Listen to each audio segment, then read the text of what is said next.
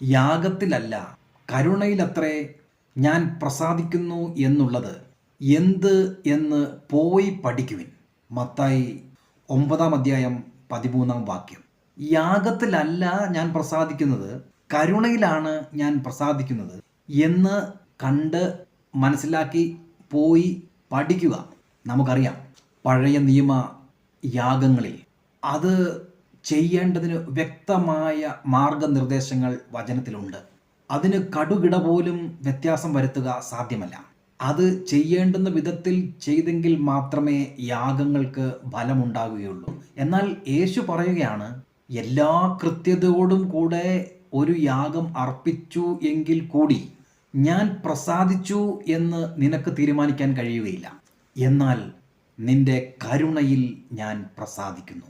ഹൃദയത്തിൽ കരുണയില്ലാതെ, നല്ല ഉദ്ദേശമില്ലാതെ, ദൈവികമായ ആലോചനയില്ലാതെ നാം ചെയ്യുന്ന ഒരു യാഗവും അതിൻ്റേതായ ഫലം നൽകുകയില്ല. പ്രിയരെ, നാം എല്ലാം പലപ്പോഴും നമ്മുടെ പ്രവൃത്തികളിൽ ആശ്രയിച്ച് ഞാൻ ഒരു യാഗം അർപ്പിച്ചു, അല്ലെങ്കിൽ ഞാനൊരു നേർച്ച നേർന്നു, ആ നേർച്ച ഞാൻ പൂർത്തീകരിച്ചു, അതുകൊണ്ട് ദൈവം എന്നിൽ പ്രസാദിക്കും എന്ന് കരുതി സ്വയ നീതീകരണത്തോടെ ജീവിക്കുകയാണ്.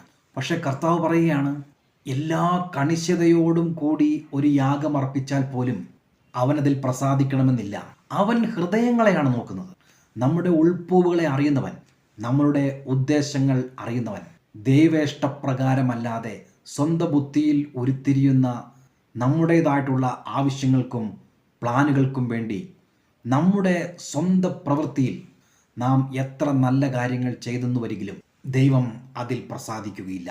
എന്നാൽ നാം നമ്മെ തന്നെ താഴ്ത്തി ദൈവത്തോട് ആലോചന ചോദിച്ച് ദൈവത്തിൻ്റെ പദ്ധതി മനസ്സിലാക്കി ധൃതി കൂട്ടാതെ താഴ്മയോടെ ദൈവത്തിൽ നിന്നും ഒരു കൺഫർമേഷൻ ലഭിക്കുന്നതുവരെ ആരാധനയോടെ, സ്തുതിയോടെ വികാരങ്ങളെ അടക്കി ഹൃദയത്തിൽ ഒരു സന്തോഷം ഉരുത്തിരിയുന്നതുവരെ കാത്തിരുന്ന് ഹൃദയ പരമാർത്ഥതയോടെ ഒരു കാര്യം ചെയ്യുമ്പോൾ ദൈവം നമ്മിൽ പ്രസാദിക്കുന്നു. ക്രിസ്തു യേശുവിൽ എൻ്റെ പ്രവൃത്തികളും ദൈവത്തിന് പ്രസാദകരമായി മാറും. ക്രിസ്തുവിലൂടെ എനിക്ക് എല്ലാം ചെയ്തെടുക്കാൻ കഴിയും. സ്വപ്രയത്നമല്ല, സ്വയമായ നീതിബോധവുമല്ല, ക്രിസ്തുവേശുവിലുള്ള ആശ്രയത്താൽ, ക്രിസ്തുവിൻ്റെ അതേ മനസ്സോടെ ദൈവരാജ്യ മഹത്വത്തിനു വേണ്ടി, എന്നെക്കുറിച്ചുള്ള ദൈവത്തിൻ്റെ ഉദ്ദേശം അത് നിവർത്തീകരിക്കുന്നതിന് വേണ്ടി ദൈവത്തോട് ചേർന്ന് നാം ചെയ്യുമ്പോൾ അവിടെ ദൈവപ്രസാദമുണ്ടാകും. നമ്മുടെ ജീവിതം അനുഗ്രഹിക്കപ്പെടും. കരുണയോടെ, ദൈവാശ്രയത്തോടെ നമുക്ക് നല്ല ഒരു ജീവിതം നയിക്കാം.